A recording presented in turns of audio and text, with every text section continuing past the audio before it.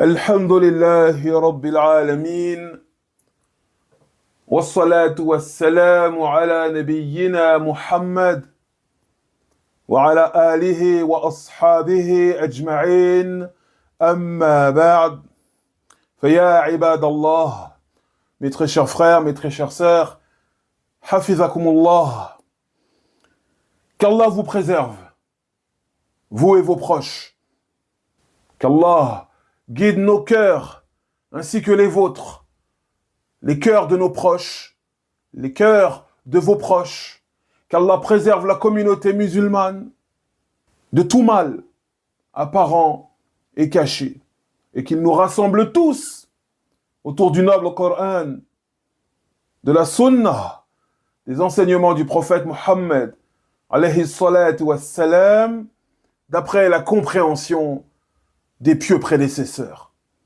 d'après la compréhension des tout premiers croyants. Ayyuha al-ikhwa wal-akhawat, mes très chers frères, mes très chères sœurs, en islam, le Messie, le prophète Isa ibn Maryam, alayhi salam, Jésus, fils de Marie, que la paix soit sur lui, ainsi que sur sa mère, eh bien, ce prophète est considéré comme l'un des plus grands prophètes. Que les choses soient claires. Il est considéré dans notre religion comme l'un des plus grands prophètes, l'une des meilleures personnes ayant marché sur terre. Et de ce fait, il occupe une place importante, immense, dans le noble Coran, dans la Sunna, dans les enseignements du prophète Mohammed, sallallahu alayhi wa sallam, et dans le cœur des croyants. Ce prophète, Isa ibn Maryam, Jésus, fils de Marie, occupe dans le cœur des croyants une place importante, une place essentielle. Et son récit, son histoire, est remplie de sagesse, de perles de science, d'enseignements bénéfiques et de morale et d'appel à la rectitude, à la droiture. Et il est nécessaire de noter que contrairement aux chrétiens, contrairement au dogme officiel du christianisme actuel, eh bien, en islam, on ne considère pas Jésus comme étant lui-même le Seigneur des cieux et de la terre, comme étant lui-même Allah.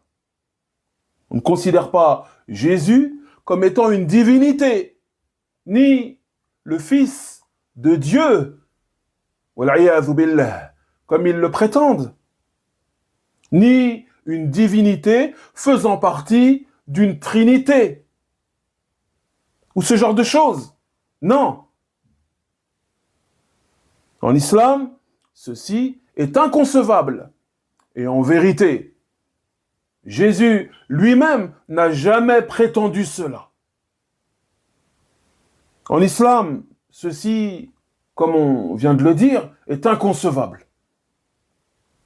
Car la singularité divine, l'unicité du Seigneur des cieux et de la terre, c'est le dogme central et essentiel de notre religion. C'est le dogme central et essentiel de l'islam. Et c'est ce qu'on appelle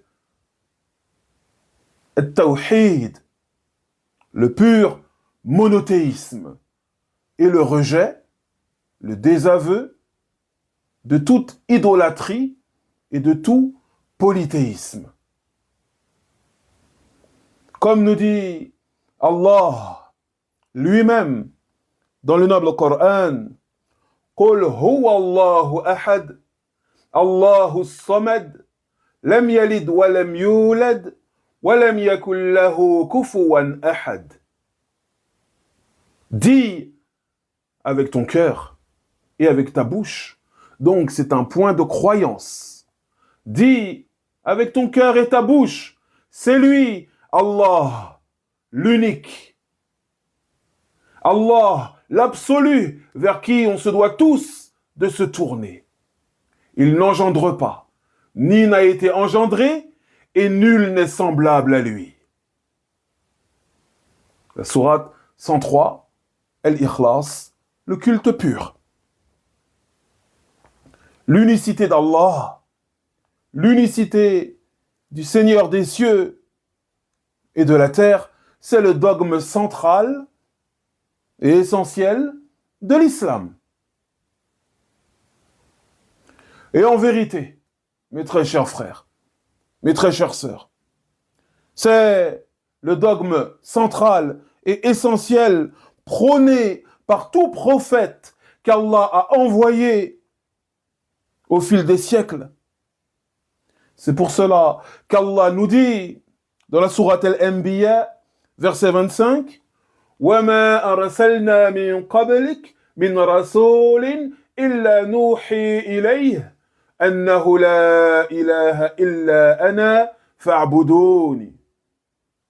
Allah nous dit dans le noble Coran, s'adressant à son prophète et messager Muhammad sallallahu alayhi wa sallam, et à travers lui, il s'adresse à toute la communauté. Et il nous dit, nous n'avons pas envoyé de messager avant toi, ô Muhammad, sans lui révéler que rien ni personne n'est digne ni ne mérite d'être adoré en dehors de moi, Allah. Adorez-moi donc en toute exclusivité. Adorez-moi donc en toute exclusivité. Allah nous informe ici que tout prophète, que tout messager qui a été envoyé au fil des siècles à telle et telle et telle parmi les communautés précédentes, tous ces prophètes, tous ces messagers ont prôné le dogme de l'unicité, ont appelé au pur monothéisme. Et Isa, alayhi salam, Jésus, fils de Marie, fait partie de ces nobles prophètes et ces nobles messagers. Et c'est même l'un des meilleurs d'entre eux. Et regardez la parole d'Allah qui nous dit وَلَقَدْ بَعَثْنَا فِي كُلِّ أُمَّةٍ رَسُولًا أَنِ اعْبُدُوا اللَّهَ وَاجْتَنِبُوا الطَّاغُوتَ. Il nous dit dans la sourate Les abeilles, verset 36, nous avons certes envoyé dans chaque communauté un messager pour leur dire adorez Allah et écartez-vous des idoles. Adorez Allah et écartez-vous des idoles. Isa ibn Maryam, Jésus, fils de Marie, était un prêcheur au pur monothéisme. Il appelait au pur monothéisme. Et rien d'autre que cela. Il n'a jamais prétendu être une divinité, ni faire partie d'une trinité divine. Il ne s'est jamais mis au même niveau que le Seigneur des cieux et de la terre. Lui-même reconnaissait qu'il était un adorateur, un serviteur du Seigneur des cieux et de la terre. Et j'ouvre une parenthèse concernant sa langue maternelle, la langue par laquelle il s'exprimait, c'est l'araméen. Et l'araméen, comme la langue arabe ou la langue hébreuse, eh bien c'est une langue sémitique. C'est-à-dire qu'il y a beaucoup de similitudes, beaucoup de ressemblances entre la langue arabe, la langue araméenne, la langue de Isa alayhi salam, Jésus, fils de Marie, que la paix soit sur lui, et l'hébreu. Et en araméen, Allah, Dieu Tout-Puissant, se dit Elah. Allah se dit Elah. Donc c'est très proche. C'est très proche. Car certaines personnes qui veulent attaquer l'islam disent que Allah n'est pas le nom du Seigneur des cieux et de la terre. Ils disent que Allah est une idole, l'idole des Arabes, ou ce genre de choses. Alors que ce à quoi ils appellent eux le christianisme, eh bien, la personne principale de leur religion, elle-même, appelait Dieu Elah. Donc c'est très proche de Allah. Et même lorsque l'on regarde, et je poursuis dans cette parenthèse, lorsque l'on regarde les représentations qu'ils font de lui, tu le vois porter une tunique blanche qui descend au-dessus des chevilles, il porte une longue barbe, hein? Et tu vois Maryam, la Vierge Marie, comme il la représente. Quels sont ses vêtements? Un jilbab, un grand voile. Donc même aujourd'hui, même après que le christianisme ait été trafiqué, dévoyé, hein, corrompu par la main de l'homme, eh bien, il reste des éléments très proches, très semblables, très similaires à notre religion, l'islam. Si on écarte, bien entendu, le côté du dogme. Et sa mère, justement, Maryam, la mère de Jésus, que la paix divine d'Allah soit sur elle, eh bien, on la considère comme la plus pure, la plus sainte, la plus pieuse des femmes ayant marché sur terre. Et une sourate entière, remplie de sagesse, remplie de lumière, de guidance, porte même son nom. La sourate Maryam, la sourate Marie. Et cette sourate aborde notamment les aspects saillants et essentiels de sa vie. La vie de cette sainte, la Sainte Vierge Marie, Maryam bint Imran. Et on l'aime, car c'est une croyante exceptionnelle qui a atteint un niveau de piété, de rapprochement avec Allah immense. Elle est juste en dessous des prophètes et des messagers. Elle a atteint le niveau de véridique. C'est une véridique, une siddiqa. Et c'est le niveau juste en dessous de la prophétie. Et en islam, mes très chers frères, mes très chères sœurs, comme vous le savez déjà, en vérité, je ne vous apprends rien, il fait partie du dogme authentique de croire en Isa alayhi salam, de croire en Jésus, fils de Marie, en tant que Messie, en tant que prophète, envoyé par le Seigneur des cieux et de la terre, Allah subhanahu wa ta'ala, pour guider son peuple. Il est né miraculeusement. Sa naissance même est un miracle. Car il est né sans père. Allah subhanahu wa ta'ala, min fawqi sab'i samawat, d'au-dessus des 7 cieux, a décrété que Maryam, la Sainte Vierge Marie, eh bien, que la paix d'Allah soit sur elle, il a décrété qu'elle tomberait enceinte, qu'elle porterait un enfant sans conception charnelle, sans l'union d'un homme et d'une femme. C'est une femme qui a préservé sa chasteté. Et Allah a décrété qu'elle tomberait enceinte miraculeusement. Et les croyants de l'islam croient en cela. Nous attestons de cela.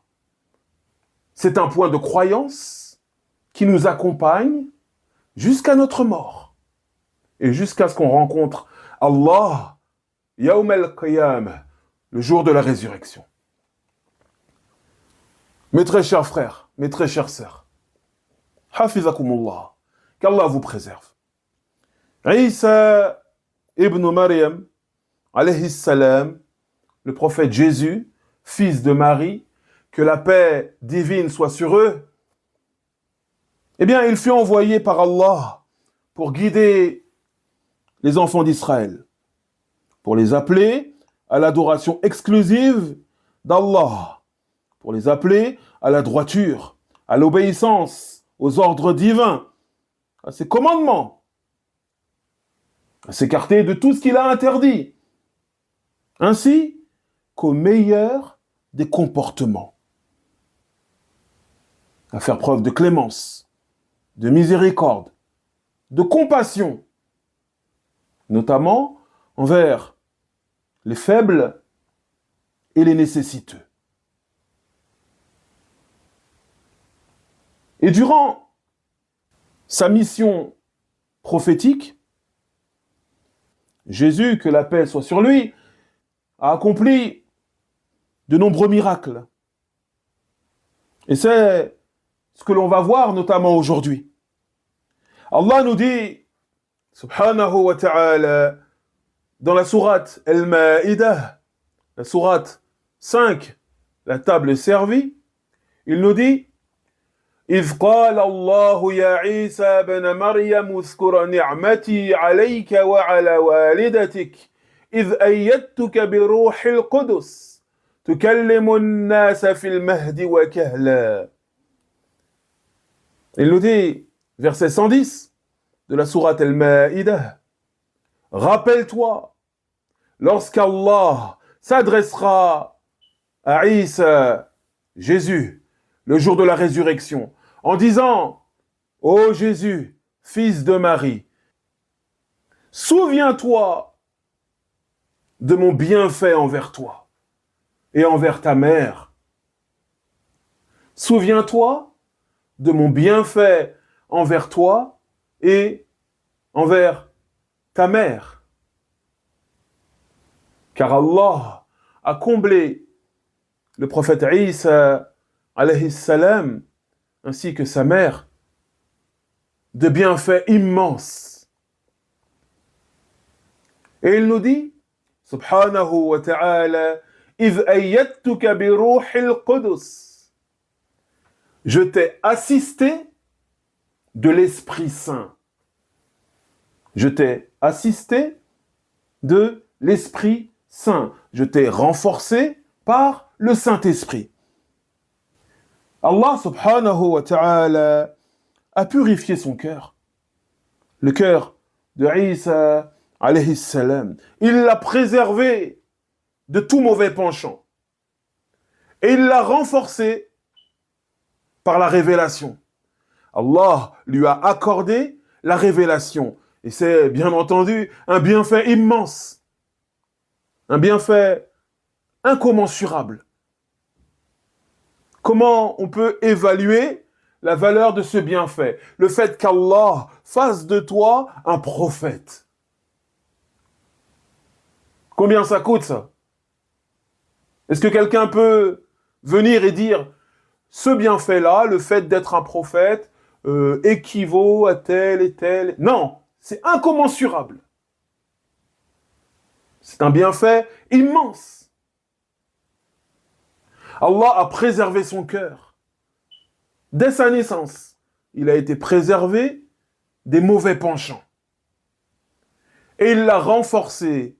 Isa, alayhi salam, il l'a renforcé en l'assistant du Saint-Esprit. Ar-Ruh al-Qudus. Qu'est-ce que signifie Ar-Ruh al-Qudus? Le Saint-Esprit. C'est quoi? C'est qui? Car c'est une notion que l'on retrouve aujourd'hui encore présente chez les chrétiens. Ar-Ruh al-Qudus, le Saint-Esprit, c'est Jibril, alayhi salam. C'est l'ange Jibril, alayhi salam. Et il est appelé Ar-Ruh, l'Esprit, parce que Jibril, alayhi salam, l'ange Gabriel, si vous voulez, eh bien sa mission, c'est d'assister les prophètes et les messagers. L'ange Jibril, alayhi salam, reçoit les commandements d'Allah directement et il les transmet aux prophètes et aux messagers. Comme il le faisait avec le prophète Muhammad, sallallahu alayhi wa sallam, et les autres prophètes avant lui. Donc, lorsqu'Allah nous dit dans la sourate Al-Ma'id, إِذْ أَيَّدْتُكَ بِرُوحِ الْقُدُسِ, je t'ai assisté de l'Esprit Saint, c'est-à-dire, je t'ai renforcé dans ta mission de prophète, je t'ai soutenu en te faisant accompagner par l'ange Jibril, alayhi salam, afin qu'il t'aide dans ta mission de transmettre la vérité et d'appeler les gens à la voie droite. Et l'ange Jibril, alayhi salam, Ar-Ruh al-Qudus, l'Esprit Saint, eh bien, il a soutenu le prophète Isa, alayhi salam, que la paix soit sur eux deux. Il l'a soutenu lors des épreuves, notamment. Et c'est l'un des bienfaits qu'Allah a accordé à ce noble prophète. Et Jibril, alayhi salam, l'Esprit Saint, Ar-Ruh al-Qudus, il est appelé ainsi l'Esprit parce que sa mission, comme on a dit, c'est de transmettre la révélation aux prophètes et aux messagers, de transmettre aux prophètes et aux messagers les commandements d'Allah, subhanahu wa ta'ala. Et par la révélation, les cœurs prennent vie, les cœurs goûtent à la vraie vie. C'est pour cela qu'il est appelé l'esprit, car un corps sans esprit, c'est un cadavre. Et un corps avec un esprit, eh bien, c'est un corps vivant.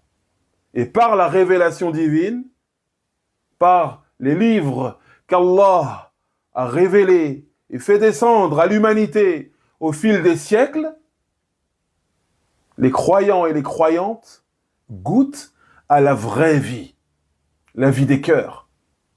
C'est pour cela que Jibril, alayhi salam, est appelé Ar-Ruh al-Qudus, l'Esprit Saint. Donc Allah subhanahu wa ta'ala nous dit إِذْ أَيَّدْتُكَ بِرُوحِ الْقُدُسِ تُكَلِّمُ النَّاسَ فِي الْمَهْدِ وَكَهْلًا. Je t'ai assisté de l'Esprit Saint. Tu t'adressais aux gens à l'âge du berceau de la même manière que tu le faisais lorsque tu étais d'âge mûr.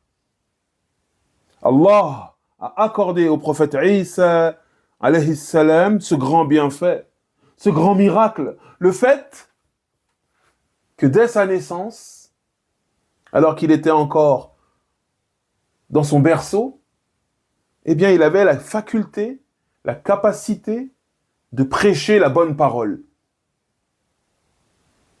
Isa, alayhi salam, alors qu'il n'était qu'un nourrisson, il a reçu la faculté d'appeler à la vérité de manière explicite et éloquente. Et c'est l'une de ses particularités, l'une des choses qui le distingue des autres prophètes. Et l'élément central de son appel, l'élément central de sa prédication, c'était, bien entendu, l'appel au tawhid, l'appel à l'unicité d'Allah, subhanahu wa ta'ala, à l'adoration exclusive du Seigneur des cieux et de la terre, et à la mise en garde contre l'idolâtrie, le polythéisme. Et regardez sa première parole. Alors qu'il n'avait que quelques jours, Maryam, alayha salam, Marie, la sainte, elle a commencé à ressentir les douleurs de l'accouchement. Et rappelez-vous, on a dit qu'elle est tombée enceinte miraculeusement. Mais c'était une femme qui n'était pas mariée. C'était une femme chaste, pieuse, pure. Elle ne se mélangeait pas aux hommes.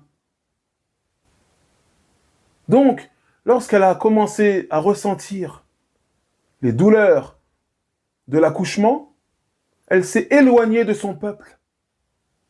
Elle est partie accoucher loin d'eux. Et lorsqu'elle est revenue, elle portait dans ses bras un enfant, un nourrisson. Et c'était une femme, comme on a dit, qui était chaste, qui était pieuse, qui était pure, qui n'était pas mariée. Donc, si elle revient avec un enfant dans les bras, c'est qu'il s'est passé quelque chose. C'est qu'elle a commis un acte grave. C'est qu'elle a commis la fornication. Mettons les points sur les i.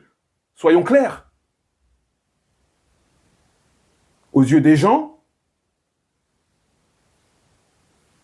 c'est ce qu'ils allaient croire lorsqu'ils allaient la voir. Et c'est ce qu'ils ont cru lorsqu'ils l'ont vue. Que s'est-il passé? Isa, alayhi salam, alors qu'il n'avait que quelques jours, comme on a dit, c'était un nourrisson. Il a pris la parole. Et c'est là l'un de ses miracles. L'un des miracles qu'Allah lui a accordé. Le fait de pouvoir s'exprimer tel un adulte, de manière claire, de manière explicite, de manière éloquente, alors qu'il n'était qu'un nourrisson de quelques jours. Et regardez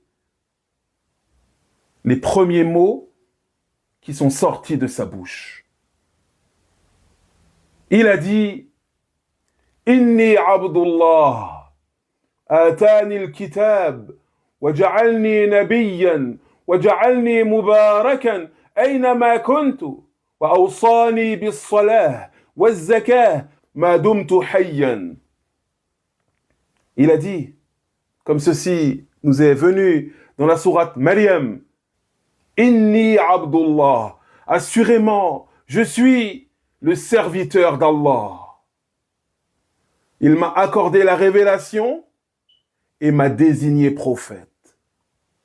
Où que je sois, il m'a rendu béni et il m'a recommandé, tant que je vivrai, de m'acquitter de la prière, de verser l'aumône envers les pauvres. » Ses premiers mots, sa première prise de parole en public, alors qu'il n'avait que quelques jours. Inni abdullah, je suis certes le serviteur d'Allah. Atani al-kitab, il m'a accordé la révélation. وَجَعَلْنِي نَبِيًّا وَجَعَلْنِي مُبَارَكًا. Il m'a désigné prophète. Et où que je sois, il m'a rendu béni. وَأَوْصَانِي بِالصَّلَاةِ وَالزَّكَاةِ مَا دُمْتُ حَيًّا. Et il m'a recommandé, tant que je vivrai, de m'acquitter de la prière et de verser l'aumône aux pauvres. Qu'est-ce qu'on remarque ici? As'alukum billah. Je vous demande par Allah. Qu'est-ce qu'on remarque ici? On remarque que ces premiers mots de bébé, alors qu'il n'était âgé que de quelques jours, eh bien ces premiers mots contiennent l'affirmation du tawhid par sa parole. Inni abdullah. Certes, je suis le serviteur d'Allah, l'adorateur d'Allah. Il affirme ici son rang d'adorateur, de serviteur du Seigneur des cieux et de la terre. Isa alayhi salam, Jésus, fils de Marie, c'est un adorateur. Ce n'est pas un Dieu, ni le fils de Dieu, comme le prétendent ces gens. Non, c'est un adorateur, un serviteur du Seigneur des cieux et de la terre. Ces premiers mots contiennent une réfutation claire et nette du dogme du christianisme. Allah nous dit ensuite وَإِذْ عَلَّمْتُكَ الْكِتَابَ وَالْحِكْمَةَ وَالتَّوْرَاةَ وَالْإِنْجِيلَ. Ô Isa, Ibn Maryam, ô Jésus, fils de Marie, rappelle-toi mon bienfait sur toi, lorsque je t'ai enseigné le livre, la sagesse, la Torah et l'évangile. إِذْ عَلَّمْتُكَ الْكِتَابَ وَالْحِكْمَةَ وَالتَّوْرَاةَ وَالْإِنْجِيلَ. Lorsque je t'ai enseigné le livre, la sagesse, la Torah et l'évangile. Ce qui est voulu ici par le terme El-Kitab, le livre, c'est l'ensemble des livres de la révélation. L'ensemble des livres qu'Allah a révélés aux prophètes et aux messagers au cours de l'histoire, au fil des siècles. Et plus spécifiquement ici, la Torah et l'évangile. Et la Torah, c'est le livre qu'a reçu le noble prophète Moussa alayhi salam, Moïse, que la paix d'Allah soit sur lui. Isa alayhi salam, Jésus, que la paix d'Allah soit sur lui, était un grand savant et un fin connaisseur de la Torah. Il connaissait par cœur, sur le bout des doigts, la Torah, la révélation divine. Et Allah lui a révélé à lui, à Jésus, l'Injil.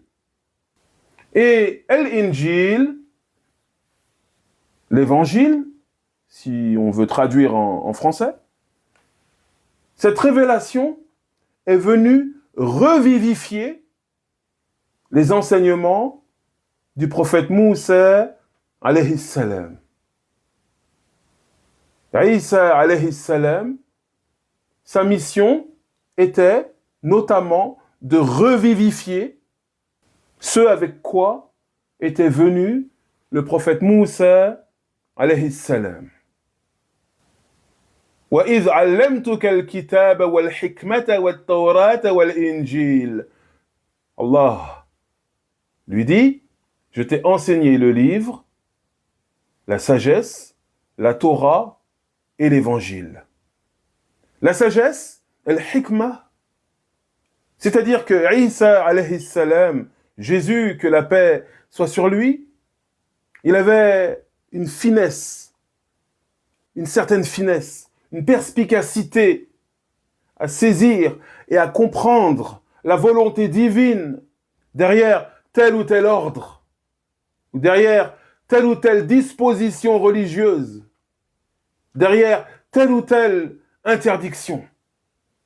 Il était doté d'une clairvoyance, d'un discernement dans ses enseignements et son appel à Allah.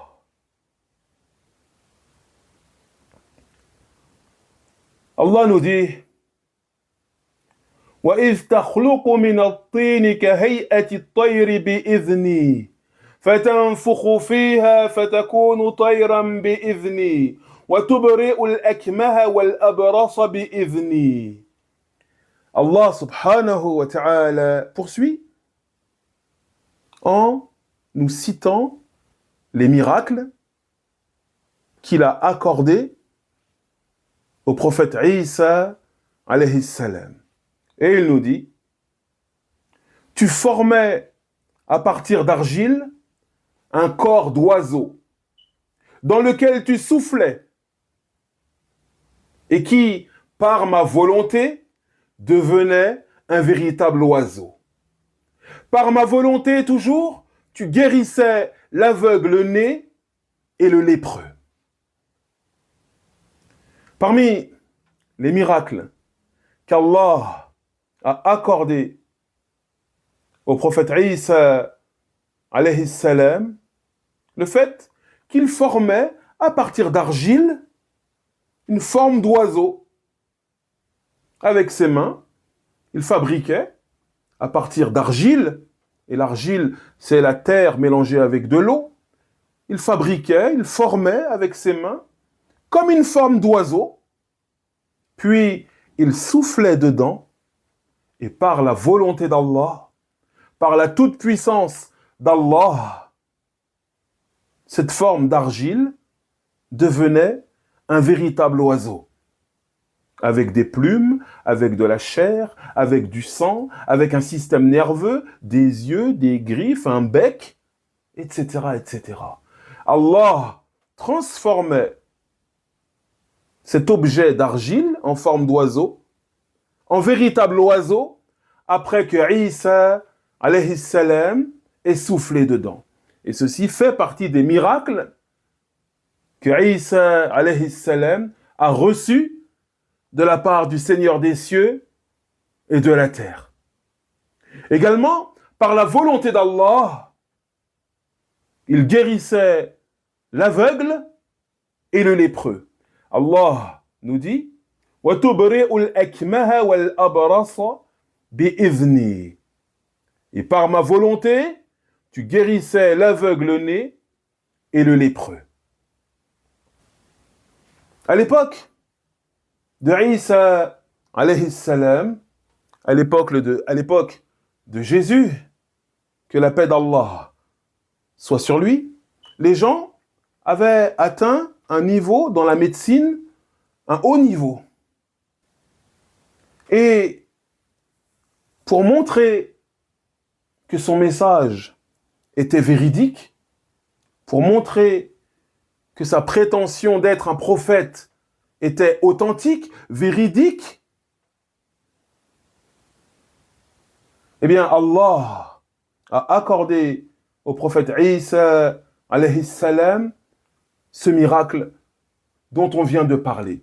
Le fait qu'il posait sa main sur une personne aveugle de naissance, une personne qui n'a jamais vu, une personne qui peut-être, il lui manque des éléments dans ses yeux, des nerfs optiques qui sont peut-être inexistants. Peut-être que la personne n'a pas de pupille ou ce genre de choses. Une personne qui est née aveugle, qui n'a jamais vu. Isa alayhi salam posait sa main sur cette personne aveugle et par la volonté d'Allah, cette personne recouvrait la vue. Également, il guérissait par la volonté d'Allah les lépreux. Et la lèpre, c'est cette maladie qui ronge la peau des gens, qui les met au plus bas de l'échelle sociale. Ce sont des pestiférés. Les gens s'écartent d'eux. Les gens les fuient. Et Isa, alayhi salam, eh bien, parmi ces miracles accordés par le Seigneur des cieux et de la terre, le fait qu'il posait sa main sur eux et il guérissait immédiatement. Ce sont des signes clairs en vérité. Et des miracles par lesquels Allah a renforcé et confirmé la mission de prophète de Isa alayhi salam. Allah nous dit ensuite وَإِذْ تُخْرِجُ الْمَوْتَى بِإِذْنِي. Et par ma volonté encore, tu ressuscitais les morts. Et ça, c'est un miracle immense, grandiose. Isa alayhi salam allait au cimetière, il se tenait debout devant la tombe et il disait Qum, lève-toi, ou Ukhruj, sors de ta tombe, sors de ton état de mort. Et la personne revivait. La personne était ressuscitée. Et ça, c'est un miracle incommensurable, une nouvelle fois. Un miracle pour confirmer sa mission de prophète, pour confirmer sa véracité, son honnêteté. Que la paix du Seigneur des cieux et de la terre soit sur lui. Allah nous dit également وَإِذْ كَفَفْتُ بَنِي إِسْرَائِيلَ عَنْكَ إِذْ جِئْتَهُمْ بِالْبَيِّنَاتِ فَقَالَ الَّذِينَ كَفَرُوا مِنْهُمْ إِنْ هَذَا إِلَّا سِحْرٌ مُبِينٌ. Allah nous dit, et souviens-toi aussi que je t'ai mis à l'abri, je t'ai préservé de la malveillance des fils d'Israël, devant lesquels tu as produit des miracles éclatants. Et ceux qui ont mécru parmi eux ont dit In hadha illa sihrun mubin. Tout ceci n'est que de la magie évidente. Tout ceci n'est que de la magie, de la sorcellerie claire.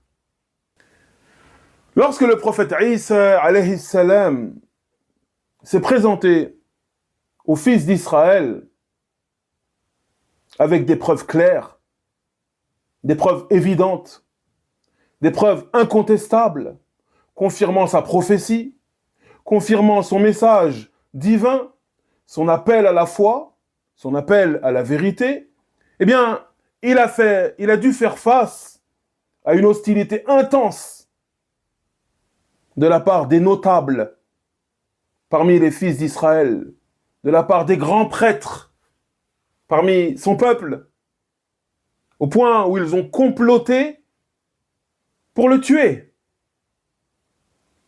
Ils ont comploté pour le tuer, car il les dérangeait. Et c'est le lot, le sort de nombreux prophètes en vérité. Tous les prophètes ont rencontré une hostilité vis-à-vis des notables de leur peuple. Et les notables, ce sont ces personnes qui sont nobles, ou les personnes qui ont un statut élevé dans la société, un rang élevé dans la société. Les gens qui sont bien installés depuis des générations et des générations. Les gens qui ont le pouvoir, soit un pouvoir politique, soit un pouvoir religieux, ou soit les deux. Les prophètes, au fil des siècles, ont toujours rencontré cette hostilité de la part des gens. Et il en est de même de Isa alayhi salam. Jésus, que la paix d'Allah soit sur lui, a rencontré lui aussi cette hostilité. de la part des gens de son peuple, qui l'ont traité de quoi? De sorcier. Ils l'ont accusé de faire de la magie, de faire de la sorcellerie. Et après lui, le prophète Mohammed, sallallahu alayhi wa sallam, lui-même a rencontré l'hostilité de son peuple. Lui aussi a été traité de fou, de possédé, de sorcier, etc., etc. Donc, Allah subhanahu wa ta'ala nous dit وَإِذْ كَفَفْتُ بَنِي إِسْرَائِيلَ عَنْكَ إِذْ جِئْتَهُمْ بِالْبَيِّنَاتِ فَقَالَ الَّذِينَ كَفَرُوا مِنْهُمْ إِنْ هَذَا إِلَّا سِحْرٌ مُبِينٌ. Et souviens-toi aussi que je t'ai mis à l'abri, je t'ai préservé de la malveillance des fils d'Israël, devant lesquels tu as produit des miracles éclatants. Et ceux qui ont mécru parmi eux ont dit, tout ceci, de toute évidence, n'est que de la sorcellerie claire. Donc Allah a préservé le prophète Isa, alayhi salam, et il lui rappelle ce bienfait.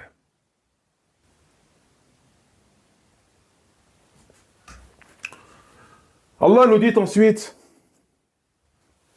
وَإِذْ أَوْحَيْتُ إِلَى الْحَوَارِيِّينَ أَنْ آمِنُوا بِي وَبِرَسُولِي قَالُوا آمَنَّا وَاشْهَدْ بِأَنَّنَا مُسْلِمُونَ. Allah nous dit ensuite, dans le verset 111 de la sourate Al-Ma'idah, car on n'est pas sorti de la sourate Al-Ma'idah, on est toujours dans cette sourate, la sourate de la table servie. Il nous dit, rappelle-toi que l'un des bienfaits que je t'ai accordé est que je t'ai donné des alliés. Qui sont-ils?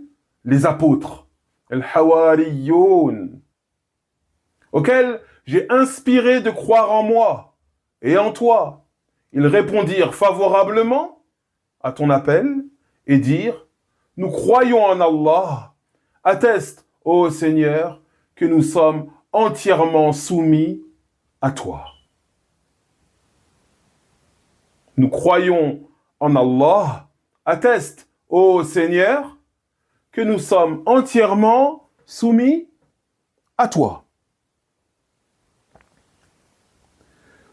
L'un des grands bienfaits qu'Allah a accordé également au prophète Isa, alayhi salam, le fait qu'il lui ait donné des partisans, le fait qu'il l'ait assisté de disciples qui croyaient en lui et qui l'ont soutenu dans sa mission. Allah subhanahu wa ta'ala a placé dans leur cœur une foi authentique et sincère, ainsi que l'acceptation de ce noble messager, Isa, alayhi salam. Et les apôtres, al-Hawariyoun, c'étaient des croyants sincères et véridiques. D'où leurs paroles, قالوا آمنا واشهد بأننا مسلمون. Ils ont dit, nous avons foi en toi, ô Allah.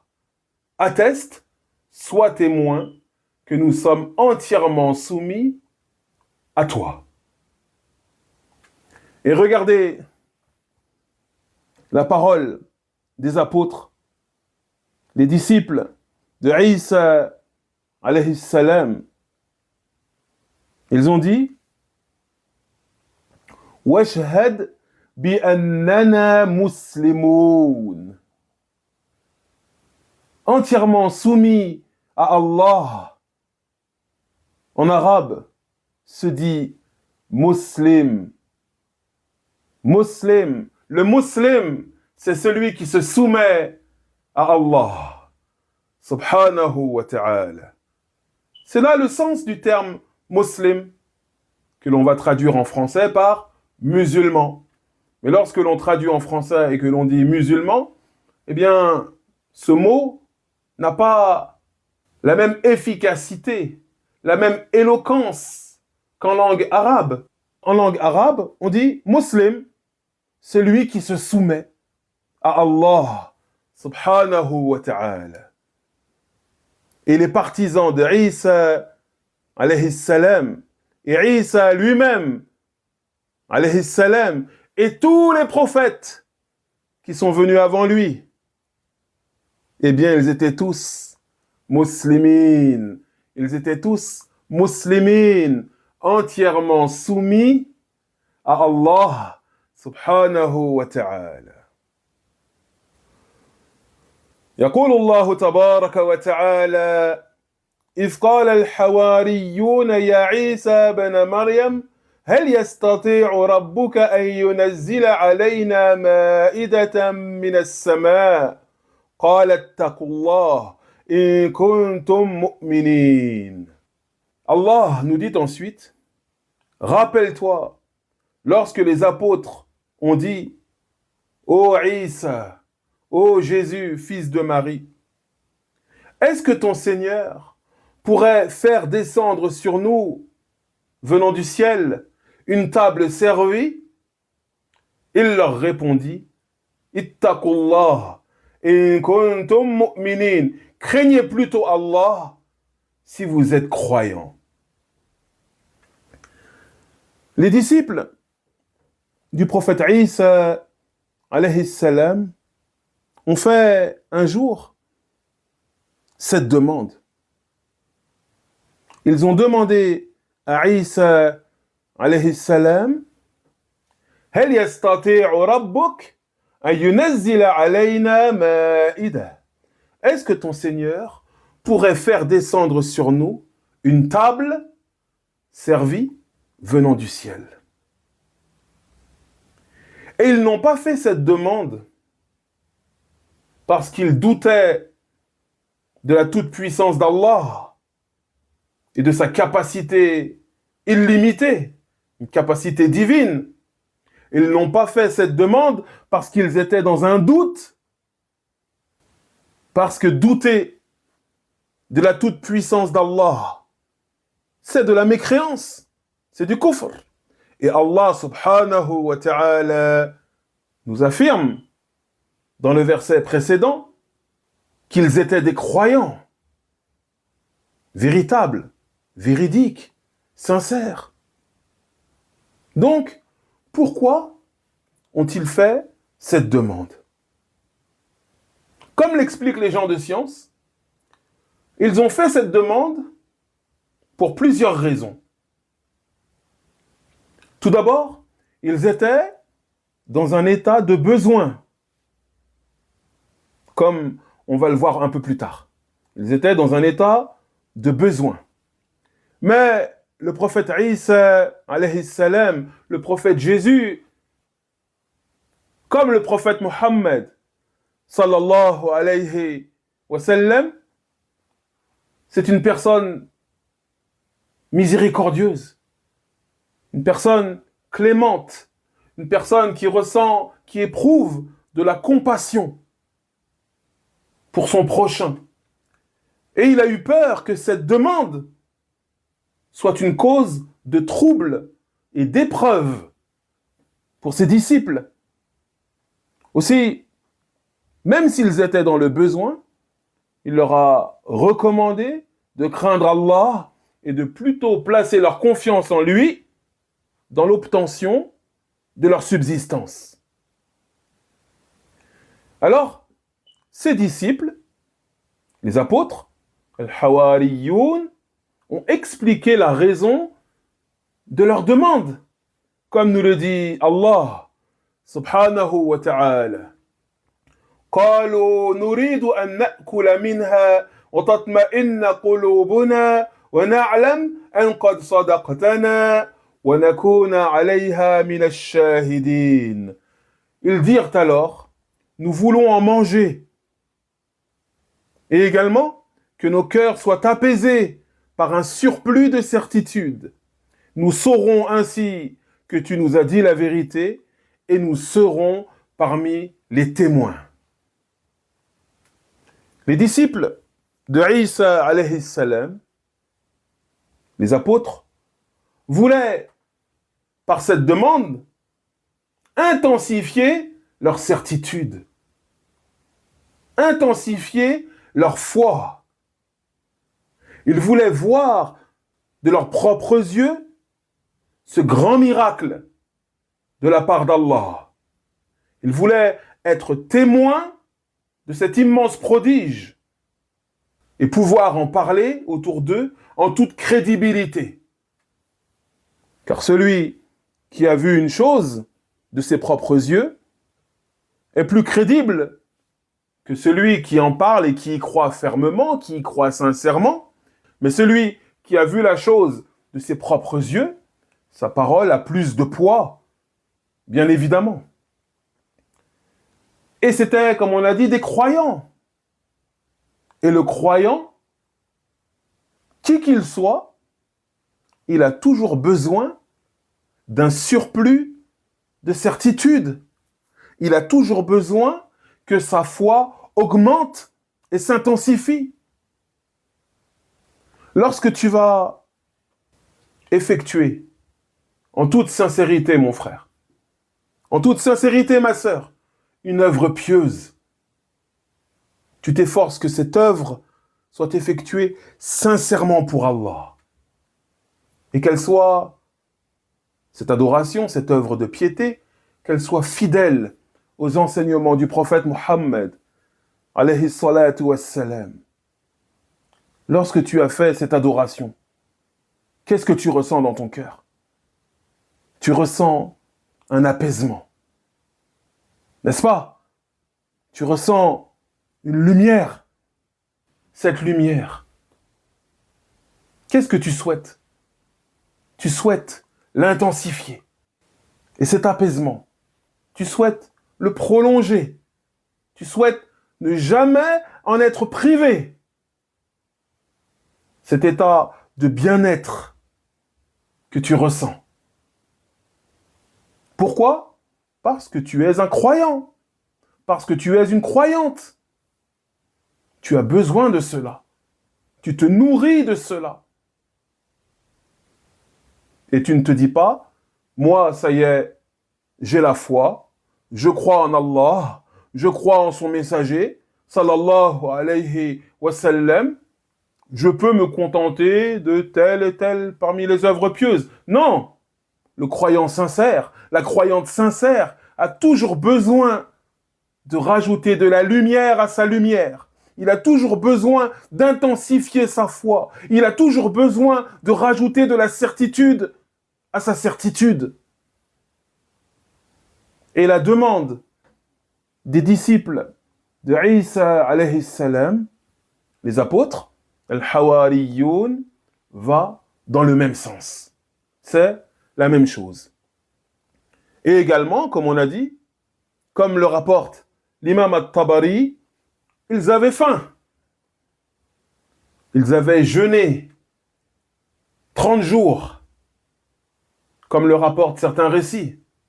Et ils n'avaient pratiquement rien pour rompre leur jeûne et mettre fin à leur jeûne, à cette période de jeûne, d'où leur demande qu'Allah fasse descendre du ciel une table servie. Allah nous dit ensuite, قال عيسى بن مريم اللهم ربنا أنزل علينا مائدة من السماء تكون لنا عيدا لأولنا وآخرنا وآية منك وارزقنا وأنت خير الرازقين. Isa alayhi salam, Jésus, fils de Marie, a dit, ô Allah, ô notre Seigneur, fais descendre du ciel sur nous une table servie, qui soit une fête pour nous, pour le premier d'entre nous comme pour le dernier, ainsi qu'un signe de ta part. Accorde-nous la subsistance, tu es le meilleur des pourvoyeurs. Le prophète Isa alayhi salam a accepté d'invoquer Allah, subhanahu wa ta'ala. Il a accepté de faire cette invocation, de demander à Allah de faire descendre al-Ma'ida, de faire descendre la table servie. Et il a dit qu'il ferait, lui et ses disciples, du jour de la descente de cette table, un jour de fête. En d'autres termes, ils donnent de la valeur et ils sont reconnaissants envers ce grand bienfait. Ils connaissent l'importance de ce grand bienfait et ils manifestent de la gratitude, de la reconnaissance envers Allah subhanahu wa ta'ala.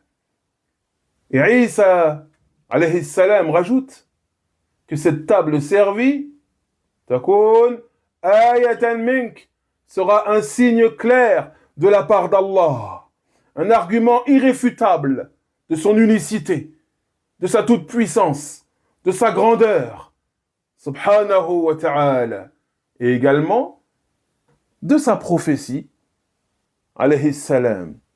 Et Isa alayhi salam conclut son invocation en disant وَرَزُقْنَا وَأَنْتَ خَيْرُ الرَّازِقِينَ. Et accorde-nous la subsistance, tu es certes le meilleur des pourvoyeurs. Et la subsistance, la pourvoyance dont il est question ici, c'est celle qui est bénéfique, celle qui va aider le serviteur, qui va aider le croyant à adorer Allah de la meilleure des façons.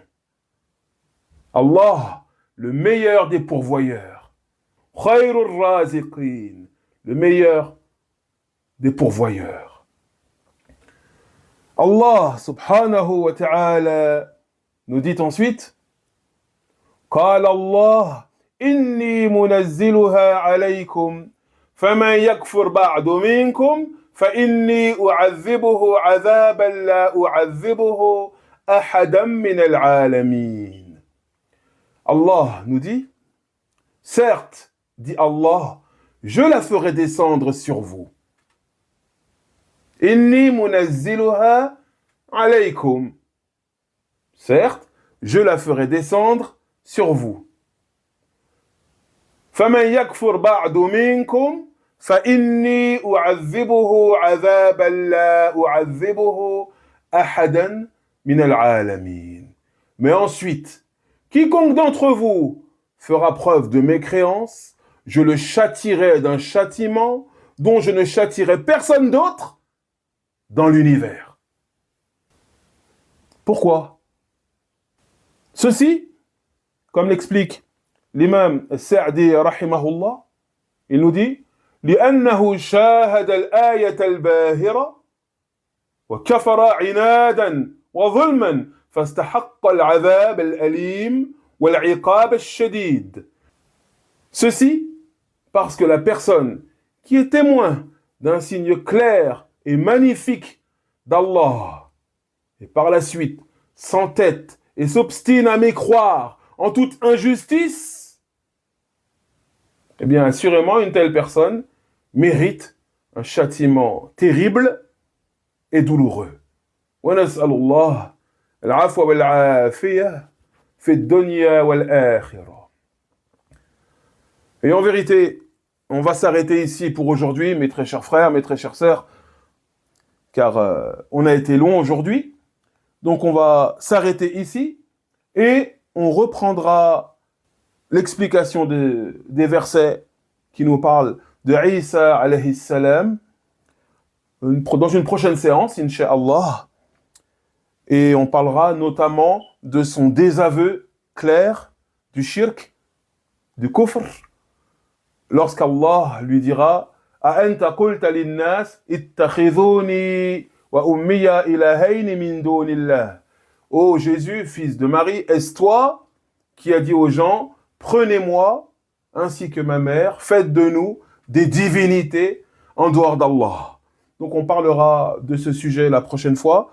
فنكتفي بهذا القدر سبحانك اللهم وبحمدك أشهد أن لا إله إلا أنت أستغفرك وأتوب إليك وصل اللهم على نبينا محمد وعلى آله وأصحابه أجمعين والحمد لله رب العالمين.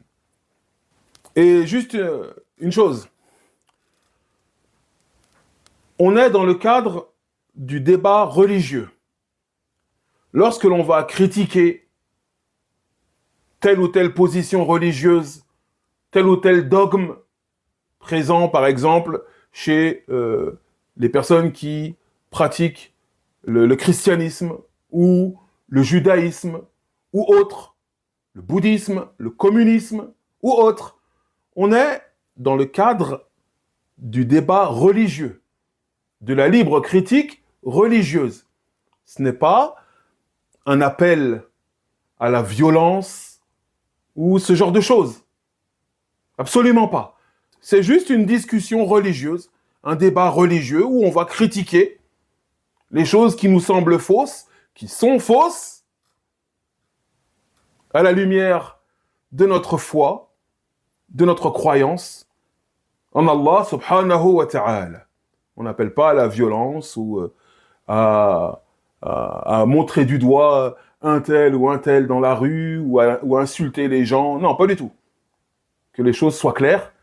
Et je me dois de faire cette remarque pour pas qu'on nous accuse de quoi que ce soit. Tayyib. Barakallahu fiikum. Wa jazakumullahu khayra. Wassalamu alaykum wa rahmatullahi wa barakatuh.